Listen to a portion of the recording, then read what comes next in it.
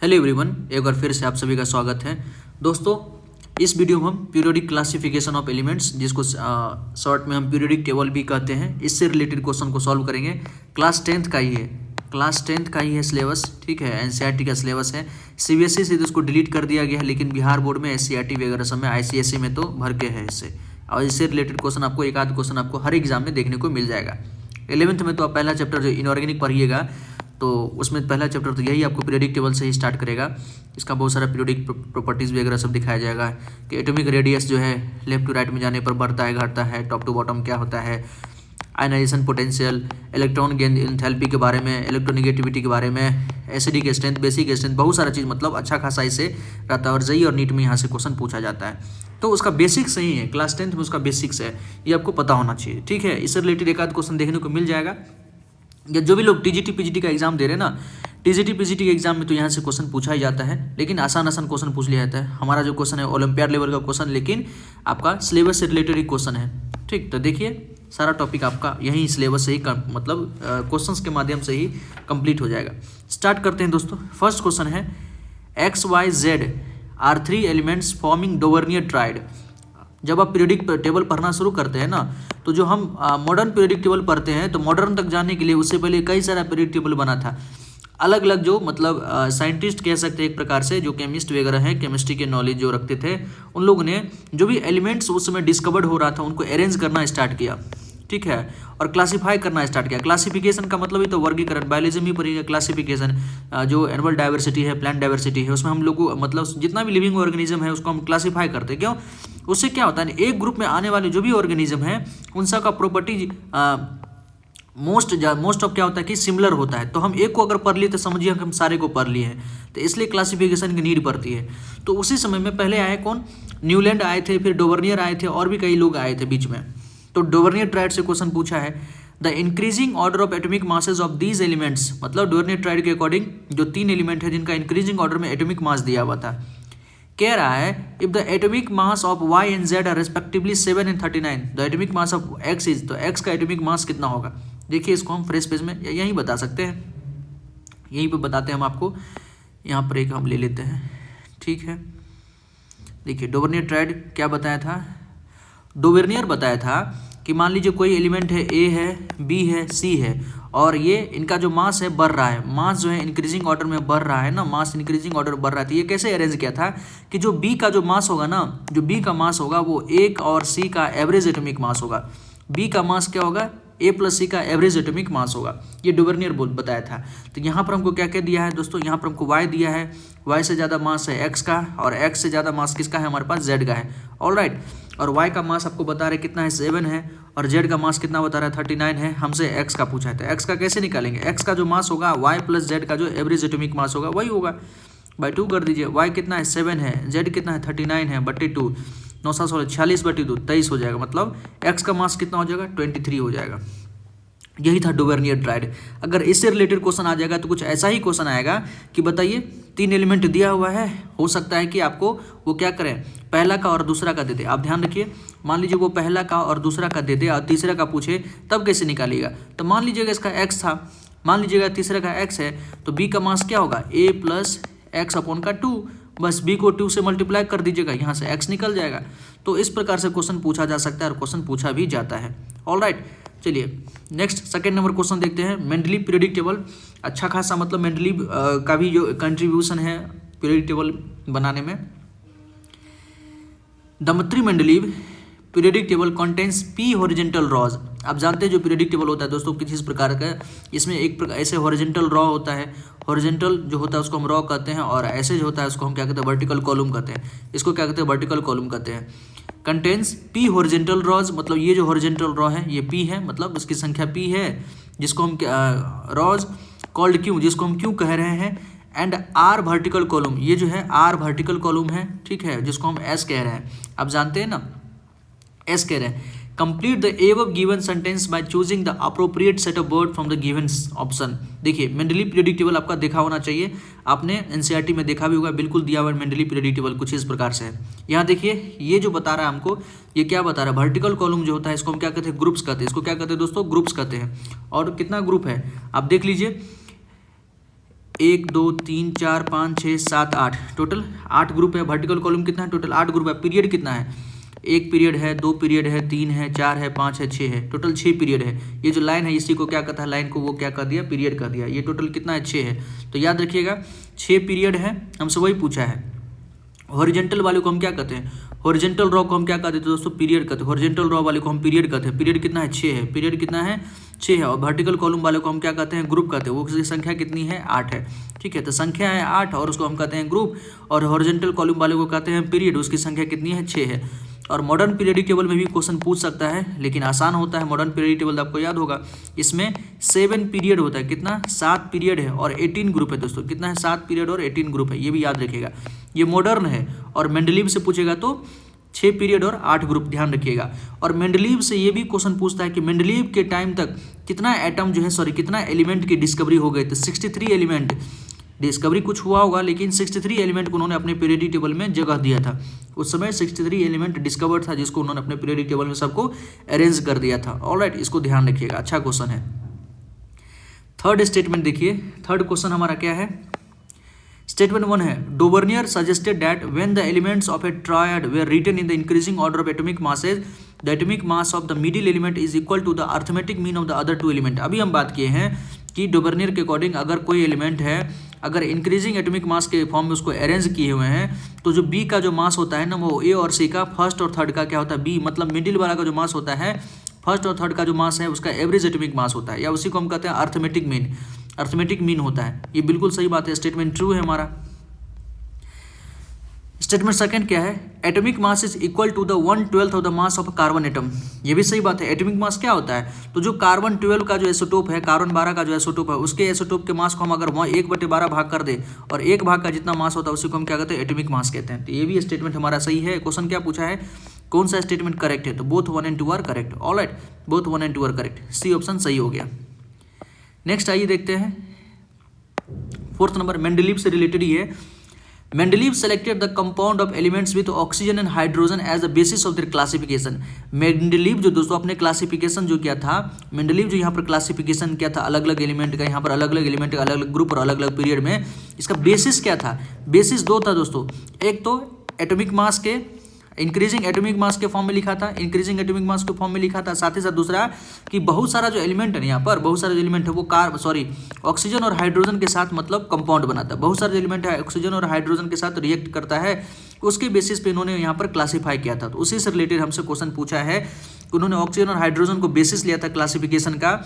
Why did he select only compound with oxygen hydrogen for this study? मतलब oxygen और hydrogen को ही अपने classification में स्टडी करने के लिए क्यों लिया? तो आप जानते हैं कि ऑक्सीजन जो है ना हाईली रिएक्टिव एलिमेंट होता है। ऑक्सीजन जो हाईली रिएक्टिव एलिमेंट या नॉन मेटल कह सकते हैं, जो ऑक्साइड बनाता है, यूजुअली बहुत के साथ ऑक्साइड बना लेता है, और इसी प्रकार से हाइड्रोजन भी हाइड्राइड बनाता है। तो ये सब क्या होता है? रिएक्टिव होता है। क्या होता है? रिएक्टिव होता है। They are highly reactive elements. Oxygen और हाइड्रोजन क्या है? हाईली रिएक्टिव एलिमेंट्स है, ये ध्यान रख सकते हैं। सी स्टेटमेंट करेक्ट हो जाएगा।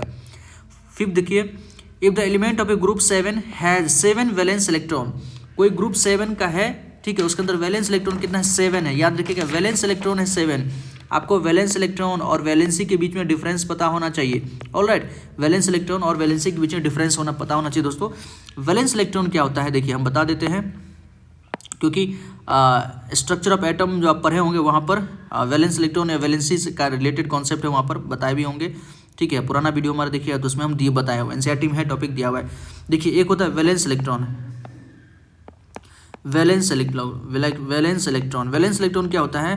आउटर मोस्ट ऑर्बिट के अंदर present electron. Outer most orbit के अंदर जो होता है, जो इलेक्ट्रॉन की संख्या होती है, इसको हम वैलेंस इलेक्ट्रॉन कहते हैं। बात करते हैं अगर नाइट्रोजन का, नाइट्रोजन एटॉमिक नंबर 7, इसका अगर लिखिएगा इलेक्ट्रॉनिक कन्फिग्रेशन KLM मिले तो इसमें 2, इसमें 5, तो आउटर मोस्ट ऑर्बिट मतलब सबसे बाहरी ऑर्बिट में 5 इलेक्ट्रॉन है। ठीक है, तो इसी को हम क्या कहेंगे? वैलेंस इलेक्ट्रॉन कह देंगे। इसको हम क्या कहेंगे? वैलेंस इलेक्ट्रॉन कहेंगे। ठीक है, वैलेंस इलेक्ट्रॉन हो गया दोस्तों हमारा। एक चीज़ होता है वैलेंसी, एक चीज़ होता है क्या होता है? वैलेंसी। वैलेंसी क्या होता है? तो number of electron lose gain और शेयर्ड, मतलब कंपाउंड बनाने के लिए, अपना ऑक्टेट कंप्लीट करने के लिए, जैसे नाइट्रोजन है अपना ऑक्टेट अगर कंप्लीट करना चाहता है, ऑक्टेट कंप्लीट करने के लिए कितना इलेक्ट्रॉन लूज किया, गेन किया या शेयर किया, उसी को हम उसका वैलेंसी कहते हैं। जैसे इसका 5 है, इसको ऑक्टेट करने के लिए कितना चाहिए? 3, तो इसका वैलेंसी कितना हो जाएगा? 3 हो जाएगा। तो आपको वैलेंस इलेक्ट्रॉन और वैलेंसी के बीच में डिफरेंस पता होना चाहिए, किसी का भी निकाल सकते हैं। बात करें हम ऑक्सीजन का, एटॉमिक नंबर कितना होता है ऑक्सीजन का 8 होता है, तो 2,6 हो जाएगा। वैलेंस इलेक्ट्रॉन 6 हो गया, लेकिन वैलेंसी कितना हो जाएगा 2 हो जाएगा, ये पता है ना आपको, ठीक है। हमसे क्वेश्चन क्या है 5 का कि ग्रुप 7 का है जिसमें वैलेंस इलेक्ट्रॉन 7 है। Then formula of its oxide on the basis of number of electron, on the basis of number of electron. देखिए इलेक्ट्रॉन के बेसिस पे हमसे पूछा है, वैलेंसी के बेसिस पे नहीं पूछा है, इलेक्ट्रॉन के बेसिस पे पूछा है। मान लीजिए कोई एलिमेंट हमारा आर है, इसमें वैलेंस इलेक्ट्रॉन कितना दिया है दोस्तों 7 है, मतलब +7 इसका वैलेंस इलेक्ट्रॉन है। तो अगर इलेक्ट्रॉन के बेसिस पे कहा है मतलब वैलेंसी इसका, इसमें हम 7 को ही कंसिडर करेंगे। ये हमको वैलेंसी के बेसिस पे नहीं कहा है, वैलेंस इलेक्ट्रॉन के बेसिस पे ही कहा है। और ऑक्सीजन का तो वैलेंसी आप जानते हैं कितना होता है, ऑक्सीजन का वैलेंसी कितना होता है 2 होता है, -2। इसका फॉर्मूला क्या बनेगा आप जानते हैं कि एक्सचेंज हो जाता है। जब हम फॉर्मूला बनाते हैं तो ये जो ऊपर वाला चार्ज है वो एक्सचेंज हो जाता है, वैलेंसी एक्सचेंज हो जाता है, तो क्या हो जाएगा R2O7, R2O7 पता है ना आपको। ये R2O7 क्यों हुआ, वैलेंस इलेक्ट्रॉन के बेसिस पे कहा था इसलिए होता है। जैसे मैग्नीशियम ऑक्साइड का फॉर्मूला कैसे लिखते हैं दोस्तों, मैग्नीशियम का चार्ज +2, ऑक्सीजन का चार्ज -2, ठीक है। ऑक्साइड ये चार्ज क्या होता है एक्सचेंज हो जाता है आपस में, तो बनना चाहिए Mg2 और O2 बनना चाहिए था, और सेम रहता तो हम काट देते हैं। तो ये वैलेंसी का बेसिस है, ये जो बेसिस है वैलेंसी का बेसिस है। यहाँ पर हमको वैलेंस इलेक्ट्रॉन के बेसिस पे कह रहा था R के लिए वैलेंस इलेक्ट्रॉन लेना है और ऑक्सीजन के लिए तो हमको -2 ही लेना है, ठीक। आई थिंक समझ में आ गया हो। तो R2O7 हम बता दिए ना, R2O7 5 का D हो जाएगा, ठीक। 6 नंबर देखिए, तो वही क्वेश्चन आप ध्यान रखिएगा, वैलेंसी के बेसिस पे कह रहा है कि आपको वैलेंस इलेक्ट्रॉन के बेसिस पे कंपाउंड बनाने के लिए उसको ध्यान रखिएगा। Formula 2 elements are in the same group of the periodic table. कोई 2 एलिमेंट है पीरियडिक टेबल के सेम ग्रुप में है। आप देखिए मान लीजिए पीरियडिक टेबल जो मॉडर्न पीरियडिक टेबल है उसके अंदर कितना टोटल ग्रुप है, 18 ग्रुप है। मान लीजिए हम पहला ग्रुप की बात करते हैं, पहले ग्रुप में क्या है, हाइड्रोजन है, लिथियम है, सोडियम है, पोटेशियम है, रुबिडियम है, सीजियम है, रुबिडियम है और सीजियम है। हॉलीना की रुबीना से फरियाद एक ही ग्रुप का है। Which property will be the same for both the elements, मतलब 2 एलिमेंट की बात कर रहे हैं। मान लीजिए हम बात कर रहे हैं किसका, सोडियम और पोटेशियम की बात कर रहे हैं, एक ही ग्रुप का मेंबर है, 2 एलिमेंट है, ठीक। इसका क्या सेम होगा, the charge on the ions, क्या चार्ज आयंस का सेम होगा, their electronic structure, their melting point और their reactivity with water acid. देखिए क्या सेम होगा, आप चारों ऑप्शन को आराम से अच्छे से चेक करके इसका आंसर दे सकते हैं, कोई बड़ा क्वेश्चन नहीं है, आराम से चारों ऑप्शन को चेक कीजिए। पहला क्या है, the charge on their ions. मान लेते हैं सोडियम और पोटेशियम की बात की नहीं दोस्तों, तो सोडियम अगर आयंस बनाता है तो क्या बनाता है, Na+ बनाता है। पोटेशियम यदि अपना आयंस बनाएगा तो क्या बनाएगा, K+ बनाएगा। तो charge on the ions, ions पे जो चार्ज है +1, यहाँ भी +1 है, वो क्या है सेम है। तो पहला स्टेटमेंट तो आपको करेक्ट हो गया। और चेक कर लीजिए दूसरा है इलेक्ट्रॉनिक स्ट्रक्चर, मतलब एक प्रकार से इलेक्ट्रॉनिक कॉन्फ़िगरेशन के बारे में पूछ रहा है। तो सोडियम क्या होता है, सोडियम 11 कितना होगा, 2 8 10 1 11। पोटेशियम कितना होता है 19 होता है, कितना होगा 2 8 10 8 18 1 19। क्या ये दोनों सेम है, बिल्कुल सेम नहीं है। यहाँ पर 11 इलेक्ट्रॉन ही है, यहाँ पर 19 इलेक्ट्रॉन को अरेंज किए हैं, ये सेम नहीं है। तीसरा ऑप्शन क्या कह रहा है, their melting point. Melting point और बॉइलिंग पॉइंट के बारे में दोस्तों एस ब्लॉक में आप 11th में पढ़िएगा, ये बहुत सारे फैक्टर पे डिपेंड करता है, ये सेम नहीं हो सकता है, ठीक। फोर्थ क्या है, फोर्थ है आपका रिएक्टिविटी विथ वाटर। तो हमने आपको रिएक्टिविटी सीरीज बताया है, क ना का मांगे आलू जानू लोहे पे बैठिए तांबा चांदी सोना, ये आप जानते हैं। अब बताइए पोटेशियम का रिएक्टिविटी सोडियम के कंपेरिजन में ज़्यादा है। पोटेशियम और सोडियम का एक ही ग्रुप का मेंबर है ना, पोटेशियम और सोडियम एक ही ग्रुप का मेंबर है, लेकिन दोनों का रिएक्टिविटी अलग अलग है पानी के साथ, ठीक है। तो रिएक्टिविटी विथ वाटर ये भी सेम नहीं होगा, अलग अलग होगा। हमसे पूछा है क्या सेम होगा, तो दोनों का charge on the ions, ions पे जो चार्ज होगा सबका सेम होगा, सबका सेम होगा ग्रुप में। रुबिडियम प्लस का भी होगा, लिथियम प्लस का भी होगा, सबका चार्ज क्या होगा, आयंस का सेम होगा। आई थिंक आपको अच्छे से समझ में आया होगा दोस्तों, ठीक है। चलिए नेक्स्ट क्वेश्चन करते हैं। 7 नंबर, एलिमेंट एक्स फॉर्म, सारा आपके सिलेबस से ही रिलेटेड क्वेश्चन है। कितना आसान क्वेश्चन सब है, बट है कि क्वेश्चन को जरा लेंदी कर दिया, भारी कर दिया गया है, तो ऐसा क्वेश्चन पूछा नहीं जाता है। लेकिन एक आध क्वेश्चन ऐसा रहता है माथा चकराने के लिए, तो बच्चे उसी से अगर पहले दूसरे मतलब पहले 5 क्वेश्चन में अगर ऐसा क्वेश्चन दे दे प्रत्येक टॉपिक से, तो बच्चा जो है तनाव में आ जाएगा। तो इन सब क्वेश्चन को आप क्या कीजिए, थोड़ा एक बार देख लीजिए कि यार हाँ ये क्वेश्चन तो पढ़ा हुआ लग रहा है, लेकिन थोड़ा टाइम लगेगा, तो छोड़िए उसको बाद में कीजिएगा। यही तरीका होना चाहिए कॉम्पिटिशन में। 7 है, element x form A chloride with the formula XL2। कोई एलिमेंट एक्स है जो कि क्लोराइड के साथ XL2 बनाता है formula, which is solid with A high melting point, जो कि सॉलिड है और मेल्टिंग पॉइंट भी ज़्यादा है। X would most likely to be in the same group of the periodic table. एस पीरियडिक टेबल के किस ग्रुप में हो सकता है बताइए। XCl2 बना रहा है, XCl2 बना रहा है दोस्तों, ठीक है। तो क्या हो सकता है, आपने पढ़ा होगा ना, अगर मान लीजिए सोडियम के साथ अगर क्लोरीन जाएगा, सोडियम पे चार्ज +1, क्लोरीन पे चार्ज -1, तो NaCl बनाएगा। यहाँ तो Cl2 का कंसेप्ट आ ही नहीं रहा है। मैग्नीशियम के साथ बनाएगा तो मैग्नीशियम पे चार्ज +2, क्लोरीन पे चार्ज -1, यहाँ चार्ज एक्सचेंज हो जाएगा, तो क्या बनेगा, MgCl2। तो यही तो है एक प्रकार से, Mg को अगर हम X मान लेते हैं, XCl2 बना ना, इसका मतलब X किस ग्रुप से बिलोंग कर सकता है, मैग्नीशियम ग्रुप से बिलोंग कर सकता है, ठीक है, Mg ग्रुप से बिलोंग कर सकता है, ठीक। वैलेंसी इसका 2 दिख रहा है, ये जो 2 है ना, ये किसका होगा, इसका होगा, और इस पे कुछ नहीं, मतलब 1 है, वो किसका, क्लोरीन का आया होगा, तो Mg ग्रुप से बिलोंग कर सकता है। इस प्रकार से फॉर्मूला बनाने रिलेटेड क्वेश्चन पूछा जाता है। एल्यूमिनियम का बनाते तो एल्यूमिनियम का तो क्लोरीन के साथ AlCl3 बनता है, सिलिकॉन का SiCl4 बनता है, ठीक है, तो ये सब नहीं होगा। नेक्स्ट नंबर 8 नंबर देखते हैं, हमसे क्या क्वेश्चन पूछा, देखिए, which of the following statement about the modern periodic table are incorrect. याद रखिए, इनकरेक्ट हमसे पूछा है, गलत को ढूंढना है, गलत गलत गलत गलत मतलब, ठीक। पहला क्या है, the elements in the modern periodic table are arranged on the basis of the decreasing atomic number. Decreasing नहीं, इंक्रीजिंग एटॉमिक नंबर के बेसिस पर हम मॉडर्न पीरियोडिक टेबल में एलिमेंट को कैसे अरेंज किए हैं, इंक्रीजिंग एटॉमिक नंबर के बेसिस में। हाइड्रोजन इधर है, हीलियम इधर है, लिथियम है, फिर बेरिलियम है, बोरोन है, कार्बन है, नाइट्रोजन है, ऑक्सीजन है, फ्लोरीन है, सोडियम है, मैग्नीशियम है, ये क्या है, 1 है, 2 3 4 5 6 7 8 9, ये सब क्या है दोस्तों, इंक्रीजिंग एटॉमिक नंबर के बेसिस पे करते हैं। तो पहला स्टेटमेंट हमारा क्या हो गया, गलत हो गया। दूसरा क्या है, the elements in the modern periodic table are arranged on the basis of their increasing atomic mass. Mass का कंसेप्ट नहीं है, याद रखिएगा, मॉडर्न वाले में मास नहीं है। मॉडर्न से पहले जितना था, मेंडली भी एटॉमिक में से मास पे ही काम किया था, डुबर्नियर वगैरह सब मास पे ही काम करते थे, लेकिन ना मास कॉन्सेप्ट नहीं है, मॉडर्न में मास नहीं है। फिर देखिए, isotopes are placed in the adjoining group in the periodic table. ये भी गलत बात है। जो भी आइसोटोप होता है, मान लीजिए कार्बन का 3 आइसोटोप है, कार्बन 12 है, कार्बन 13 है, कार्बन 14 है। हाइड्रोजन का 3 आइसोटोप है, H1 है, H1 है, H1 है, ठीक है, ये सब जगह 6 हो जाएगा। तो बताइए, तो क्या पीरियोडिक टेबल में आपको कार्बन 3 जगह दिखता है, यहाँ भी कार्बन, यहाँ भी कार्बन, हाइड्रोजन 3 जगह दिखता है ना, ना, एक ही ग्रुप में होता है। आइसोटोप जो भी होता है वो सेम ग्रुप में होता है, एडजॉइनिंग ग्रुप में नहीं, सेम ग्रुप में होता है, तो फॉल्स है। नेक्स्ट देखिए, this table contains 18 vertical column called groups. हाँ, 18 वर्टिकल कॉलम जो होता है इस प्रकार से होता है, उसको हम क्या कहते हैं, 18 होता है, उसको ग्रुप कहते हैं। और ये जो है हमारा दोस्तों, इसको हम क्या कहते हैं, पीरियड कहते हैं। ये क्या था हमारा, हॉरिजॉन्टल लाइन को हम पीरियड कहते हैं, और वर्टिकल लाइन को हम क्या कहते हैं, ग्रुप कहते हैं। वर्टिकल को हम क्या कहते हैं, ग्रुप कहते हैं। तो 18 ग्रुप होता है और 7 पीरियड होता है। ये तो सही है। हमसे पूछा कौन कौन गलत है, तो पहला, दूसरा, तीसरा गलत है। पहला, दूसरा, तीसरा क्या है हमारा, गलत है, तो बी ऑप्शन करेक्ट होगा।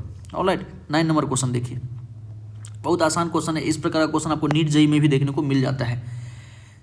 9th देखिए, which of the given element ABC and D with atomic number इतना respectively belong to the same period. देखिए, सेम पीरियड से पूछा है क्वेश्चन ना, तो इसको कैसे करिएगा, ये सब आपको पीरियोडिक टेबल यदि आपको याद हो दोस्तों, हम तो पीरियोडिक टेबल बहुत पहले याद करवाए थे सारे बच्चों को, बहुत को तो याद भी है, नहीं भी है, कभी मौका मिलेगा तो एक बार ट्रिक बता देंगे हम। देखिए, ये थोड़ा क्वेश्चन में इनकरेक्ट है, हम बता देते हैं। A भी है, B है, C है, D है और E है। टोटल 5 है, क्योंकि यहाँ 5 एटॉमिक नंबर दिया हुआ है। यहाँ 2 है, ये 3 है, ये 7 है, ये 10 है, ये 13 है, ठीक है। 2 किसका होता है, 2 होता है हाइड्रोजन हीलियम। हाइड्रोजन हीलियम दोस्तों ये फर्स्ट ग्रुप का मेंबर है। या हमसे पूछा है, सेम पीरियड से पूछा है, तो फर्स्ट पीरियड है दोस्तों, ये फर्स्ट पीरियड है। हीलियम क्या है, फर्स्ट पीरियड है। 3 किसका होता है, लिथियम का होता है। हाइड्रोजन लिथियम क्या होता है, सेकेंड पीरियड का मेंबर है, सेकेंड पीरियड का है। 7 किसका होता है, 7 होता है आपका नाइट्रोजन का। नाइट्रोजन किसका, सेकेंड पीरियड का है, सेकेंड पीरियड का है। 10 किसका होता है, नियोन का होता है, ये भी क्या है, सेकेंड पीरियड का है। 13 किसका होता है, एल्यूमिनियम, बैगन, आलू, ये थर्ड पीरियड का है दोस्तों, थर्ड पीरियड का है। हम पीरियड कैसे फाइंड करते हैं, देखिए, ये आप लोग पढ़े नहीं है ना, पीरियडिक टेबल अगर अच्छे से पढ़ते तो पीरियडिक निकालने का तरीका है, इलेक्ट्रॉनिक कन्फिग्रेशन का लिख दीजिए ना, जितना उसके अंदर सेल होगा उतना उसके अंदर पीरियड होगा। जैसे ये कितना होता है, 1s2 होता है, हाइड्रो 1s2 हो गया, तो एक ही इसमें अंदर n बराबर कितना है, मतलब n को कहते हैं हम, n की जो मैक्सिमम संख्या होता है इसको कहते हैं principal quantum number. Principal quantum number का जो मैक्सिमम संख्या होता है वही उसका पीरियड बताता है। तो यहाँ पर n तो एक ही है, ये सेकेंड पीरियड लिखे हैं, ये होता है 1s2 और थर्ड है ना 1s2 और 2s1। लिथियम है ना दोस्तों, लिथियम है, तो n का मैक्सिमम संख्या कितना है, 2 है, तो इसलिए इसका पीरियड 2 हो गया। ये क्या है हमारे पास, नाइट्रोजन है। नाइट्रोजन क्या होता है, 1s2 2s2 और 2p3 है, 2p3 है। n की मैक्सिमम संख्या कितना है, 2 है, तो पीरियड 2 हो गया। यहाँ भी 1s2 2s2 और 2p4 हो जाता है। यहाँ भी n की मैक्सिमम संख्या ये है, मतलब एल्यूमिनियम का देख लीजिए, एल्यूमिनियम 13 है ना, यहाँ क्या होता है 1s2 2s2 2p6 3s 3:3p1। n की मैक्सिमम संख्या कितना है 3 है, तो इसका पीरियड कितना होगा 3 हो गया। या तो अगर ये नहीं लिखने आता तो ये तो आता है ना 2 8 10 3 13, तो टोटल 3 सेल दिख रहा है, तो मतलब थर्ड पीरियड। यहाँ निकलेगा तो कितना 2 और 1 2 पीरियड। यहाँ निकालेगा तो 2 और 5 सेकेंड पीरियड। यहाँ निकालेगा तो 2 8 10, ये भी क्या है सेकेंड पीरियड। कैसे भी निकाल सकते हैं। तो आप यहाँ से क्या देख रहे हैं, ये सेकंड पीरियड का, ये सेकंड पीरियड का, ये सेकंड पीरियड का। हमसे पूछा है कि सेम पीरियड में कौन कौन है, तो BCD कौन कौन है, तो BCD। ठीक है, 9 का B। इस प्रकार से हम निकाल सकते हैं। और हम तो ऐसे झमेले में नहीं पढ़ते, हमको तो पूरा प्रिडिक्टेबल ही याद है दोस्तों, हमको पूरा प्रिडिक्टेबल याद है। मतलब हम 1 मिनट में ना ये पूरा प्रिडिक्टेबल आपको सेम ऐसा ही बना देंगे। ऐसा ही पूरा एलिमेंट का मतलब नाम लिख देंगे, एलिमेंट का नाम लिख देंगे, इलेक्ट्रॉनिक कॉन्फ़िगरेशन वगैरह कहिएगा तो हम उसमें तो टाइम लगता है, लेकिन लिख सकते हैं, उसमें कोई प्रॉब्लम नहीं है। कहाँ भाग गया, एलिमेंट का नाम लिख देंगे पूरा, कौन कहाँ अरेंज है। और जैसे ही एलिमेंट का नाम लिख देते हैं तो चाहे हमसे ग्रुप पूछे, पीरियड पूछे, किसके नीचे है, किसके ऊपर है, किसके बाएं दाएं कौन सा एलिमेंट, हम सब बता सकते हैं। तो उसको आपको भी ऐसा ही याद रखना पड़ेगा। सबका ट्रिक है। देखिए हाइड्रोजन को इधर कर दिया है। हलीना की रुबीना से फरियाद, बेटा मांगे कार स्कूटर बाप राजी, बैगन आलू गाजर इन थैला, कहे शिव जी सुने पार्वती, नेपाल पाकिस्तान ऑस्ट्रेलिया सब भिखारी, ओल्ड स्टाइल से टी पो, फिर कल बाहर आई आंटी, है नहीं अर्जुन कर्ण जैसा रणबीर, सीने पर नदी पल में समंदर, ऐसा गॉड तब देता हो और तुम यस बोलो, थोड़े पापर यूं नापो पुराने आम, कम बिकेंगे कैफे में ऐसे फरमाओ मैडम, मैडम नाश्ता लाओ। हमको तो पूरा याद है, ये भी याद है दोस्तों। सचिन युवराज लारा टैक तिवारी जेर हपने वर्जिरियस निसोटा क्रोमोबाच मन तकरे, फिर उठाओ समा, कोच रानी रिटेशन, नीतू पंडित पिटी, क्यों आगे आऊँ, जिंक कैडमियम मरकरी, सब हमको याद है दोस्तों। तो 1 मिनट के अंदर हम पूरा प्रिडिक्टेबल बना सकते हैं। हम तो तुरंत बना लेते हैं। और कोई पूछता है भाई कि बता 79 नंबर कहाँ है, तो यहाँ पर है 79, किसके नीचे है, सिल्वर के नीचे है, किसके ऊपर है, Rg के ऊपर है, इसके बगल में कौन है, मरकरी है, इसके इधर कौन है, प्लेटिनम है, किस ग्रुप में है। तो ग्रुप तो आप यहाँ देख लीजिए 11वां ग्रुप में है, पीरियड में कौन है, 6 पीरियड में है। तो हम तो ऐसे निकाल लेते हैं। लेकिन आप अगर सीखना चाहते हैं तो उसका वही कंसेप्ट तो यही है कि उसका मतलब n का जो मैक्सिमम संख्या उससे हम पता कर सकते हैं। बहुत सारा तरीका है, कभी अगर पूछेगा कोई बच्चा तो बताएंगे। खैर अभी तो हम क्वेश्चन सॉल्व कर रहे हैं। 9th के बाद देखिए 10th नंबर, ये तो आसान क्वेश्चन है, मैच करना। देखिए 2 shell both of which are completely filled, 2 ही सेल है, दोनों कंप्लीटली फिल्ड है, मतलब K है और L है, दोनों कंप्लीटली फिल्ड है। मतलब K में मैक्सिमम 2 इलेक्ट्रॉन और L में मैक्सिमम 8 इलेक्ट्रॉन, दोनों फील्ड है। तो एटॉमिक नंबर कितना होगा, 10 होगा। तो 10 किसका होता है, नियोन का होता है दोस्तों। नियोन कितना होता है, 10 होता है, नियोन 10 होता है। तो 1 का तो आपको 4 हो गया, ठीक है, 1 का 4 हो गया। इलेक्ट्रॉनिक कन्फिग्रेशन दिया है 2 8 10 2 12, 12 किसका होता है, मैग्नीशियम का होता है। तो मैग्नीशियम यहाँ है, तो B का हो गया 1 हो गया। A total of 3 shell with 3 valence electron, 3 shell है और वैलेंस इलेक्ट्रॉन 3 है। देखिए K L है और M है, पहला में 2 भरेगा, दूसरा में 8 और M में 3 सेल है। वैलेंस इलेक्ट्रॉन मतलब क्या, आउटरमोस्ट ऑर्बिट में 3 ही इलेक्ट्रॉन है, इसका मतलब ये अंदर सब भरा होगा। तो टोटल कितना है 13, 13 किसका होता है, एल्यूमिनियम का, तो इसका हो गया 2 हो गया। Twice as many electrons in its second shell as on the first shell. देखिए K है और L है, 2 ही सेल की बात कर रहा है, मतलब twice as many electron in its second shell. Second shell में इलेक्ट्रॉन की संख्या दुगना है जितना फर्स्ट में है। तो फर्स्ट में 2 होता है, फर्स्ट में तो 2 ही होता है ना मैक्सिमम। और सेकंड में क्या कर रहा है कि पहला में जितना उसका दुगना है, तो पहला में 2 है तो इसका कितना होगा, दुगना मतलब 4। तो ये किसका, ये तो कार्बन का है। डी का कितना हो गया, 3 हो गया। देख लीजिए ना, 4 1 2 3 कहाँ पर है, 4 1 2 3, 10 का ए हो गया। क्या होगा दोस्तों, 10 का। ये आसान क्वेश्चन था। 11th देखिए, the ion XH4+ can be represented by the dot and cross diagram. XH4+ को अगर हम डॉट एंड क्रॉस से दिखाना तो ऐसे दिखा सकते हैं। कह रहा है कि to which group in the periodic table does X belong, X किससे बिलोंग करता है। देखिए अगर नहीं पता चले ना तो कुछ ना कुछ आपको हम 9th में दिया हुआ है, आपको आयंस वगैरह का मतलब उसका एक याद कर लेना चाहिए, स्पीसीज का नाम आपने पढ़ा होगा। अमोनियम आयन, अमोनियम आयन का फॉर्मूला क्या होता है, NH4+। दोस्तों क्या होता है, NH4+। कुछ वैसा ही है, हाइड्रोजन 4 है, प्लस है इसका, तो नाइट्रोजन, ये क्या हो गया, यही हमारा X हो गया, ये X हो गया। पूछ रहा है कि to which group in the periodic table does X belong, X किस बिलोंग से पीरियड ग्रुप से बिलोंग करता है, तो 5th ग्रुप। किस ग्रुप से बिलोंग करता है, तो 5th ग्रुप से बिलोंग करता है, ठीक है। नाइट्रोजन 5th ग्रुप से बिलोंग करता है। नेक्स्ट है, a metal X in group 1 of the periodic table would be expected to. कोई मेटल X है, ग्रुप 1 का है, ठीक है, पीरियडिक टेबल ग्रुप 1 का है। ग्रुप 1 में कौन कौन मेटल होता है, लिथियम है, सोडियम है, पोटेशियम है, रुबिडियम है, ठीक है, सीरियम है, सीजियम है। तो बस इसी में से कोई ना कोई होगा। Would be expected to form a nitrate of formula XNO3 का होल ट्वाइस। ये गलत बात। देखिए इससे सोडियम नाइट्रेट का फॉर्मूला आप जानते हैं क्या होता है, NaNO3 होता है। क्या होता है दोस्तों, NaNO3। कोई भी होता है, पोटेशियम होता है तो KNO3 होता है। वहाँ पर XNO3 का होल ट्वाइस कर दिया, ये गलत बात है। मतलब ये 2 जो बता रहा है कि X का वैलेंसी 2 है ना, यहाँ पर सोडियम का वैलेंसी कितना है 1 है, तो पहला तो गलत हो गया। फॉर्म एन एसिडिक ऑक्साइड, ये सब मेटल है, अब मेटल क्या बनाता है, बेसिक ऑक्साइड बनाता है, ये भी गलत है। Form an insoluble chloride, metal का जो भी क्लोराइड होता है वाटर के अंदर सॉल्युबल होता है, ये भी गलत बात है। Produce hydrogen from cold water, हाँ बिल्कुल सही बात है, आपने पढ़ा होगा मेटल नॉन मेटल में कि जो सोडियम है, पोटेशियम है, ये सब हाईली रिएक्टिव मेटल होता है। सोडियम को अगर पानी के साथ रिएक्शन करा देंगे दोस्तों तो एक्सप्लोसिव रिएक्शन होता है, आवाज़ करता है, क्यों, और आग भी लग जाता है। क्या बनाता है, सोडियम हाइड्रोक्साइड बनाता है, साथ साथ हाइड्रोजन गैस निकलता है, और हाइड्रोजन तो जानते हैं ज्वलनशील होता है, ठीक, तो ये हाइड्रोजन जलने लगता है, ठीक है, बहुत ज़्यादा हीट भी प्रोड्यूस होता है, जिसके कारण वो हीट इस हाइड्रोजन को जला देता है और बम की आवाज़ होती है। पोटेशियम भी H2O, ये क्या होगा, KOH प्लस हाइड्रोजन गैस यहाँ से रिलीज होगा और यहाँ भी आग लगेगा। तो produce hydrogen from cold water, hydrogen produce हो रहा है ना ठंडे पानी के साथ, ये दोनों आसानी से रिएक्शन कर सकता है, तो हाइड्रोजन प्रोड्यूस होगा। हमसे पूछा है क्या होगा, तो डी ऑप्शन करेक्ट है, 12 का डी। ऑलराइट, चलिए 13 देखते हैं।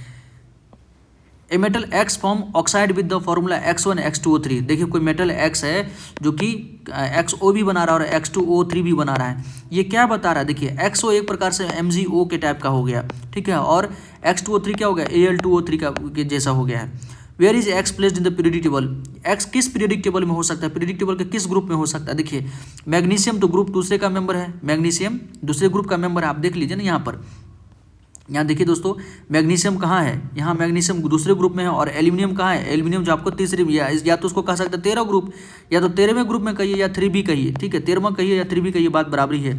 तो मैग्नीशियम दूसरे में है और ये 13वें में है, दोनों अलग अलग ग्रुप में है, दोनों अलग अलग ग्रुप में है दोस्तों, ये दोनों अलग अलग ग्रुप में है, एक ही ग्रुप में नहीं है। इन ग्रुप 2 गलत बात है, इन ग्रुप 3 ये भी गलत बात है। इन द सेकेंड पीरियड में है, देखिए तो क्या ये दोनों सेकेंड पीरियड में है, ना थर्ड पीरियड में है दोस्तों, ये क्या है, थर्ड पीरियड में, ये भी नहीं हो सकता है, ठीक है, थर्ड पीरियड में है, तो थर्ड पीरियड में ऐसे नहीं हो सकता, वो भी तो नहीं होगा, थर्ड पीरियड में है, ये भी नहीं होगा। इन द ट्रांजिशन एलिमेंट, इसका मतलब क्या हुआ कि हम लोग जो यहाँ गेस किए दोस्तों कि एक हमारा मैग्नीशियम हो जाएगा, दूसरा एल्यूमिनियम हो जाएगा, ये हमारा गेस ही गलत है।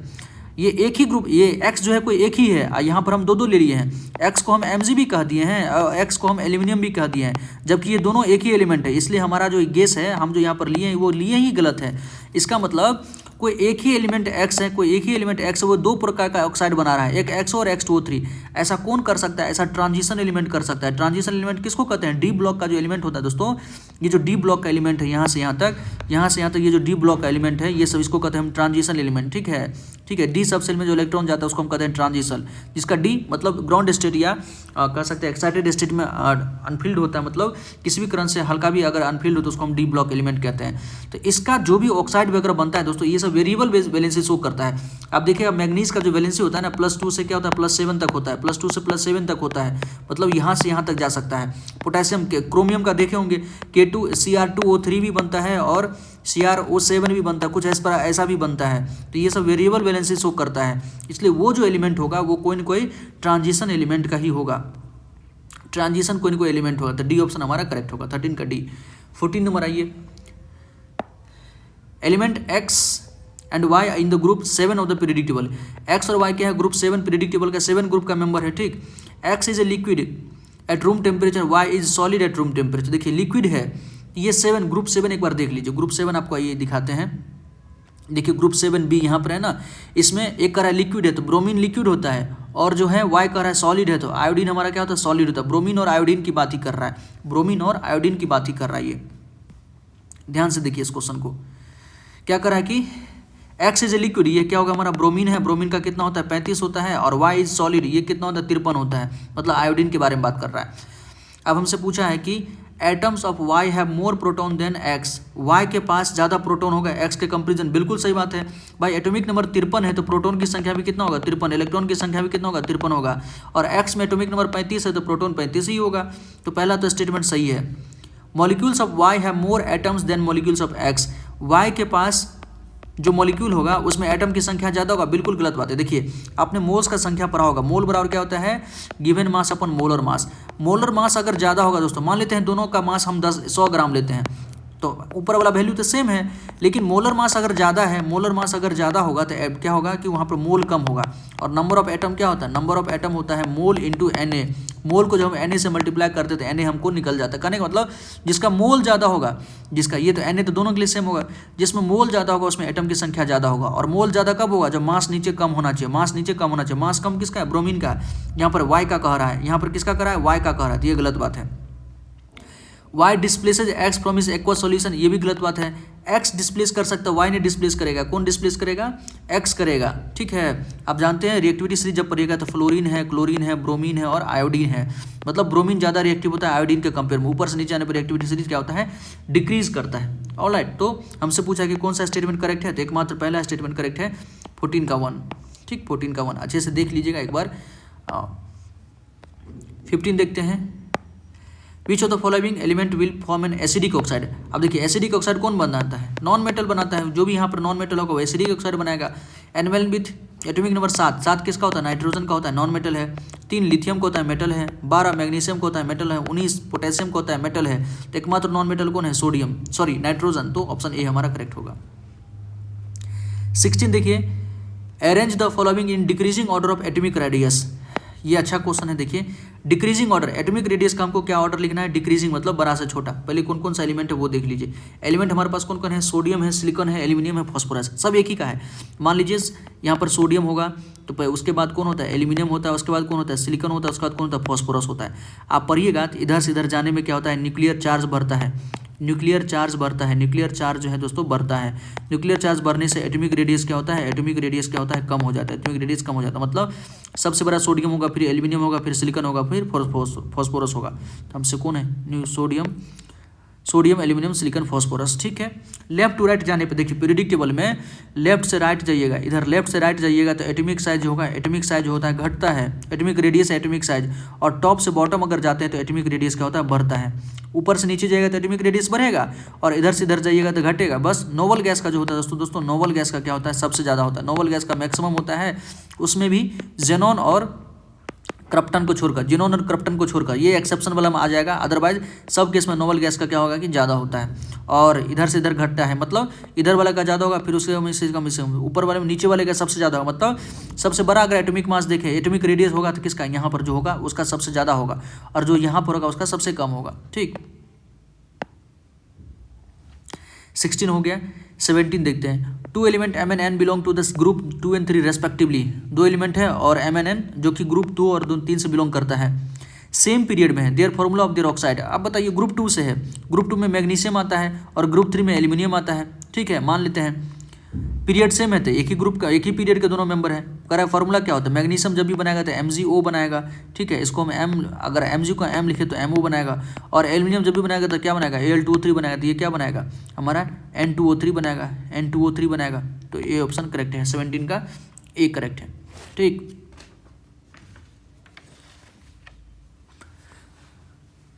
नेक्स्ट देखिए दोस्तों 18 number. Electronic configuration of 4 element ABCD are given. 4 element है, उसका इलेक्ट्रॉनिक कन्फिग्रेशन दिया हुआ है। 8 2 10 ये क्या होता है हमारा, नियोन होता है।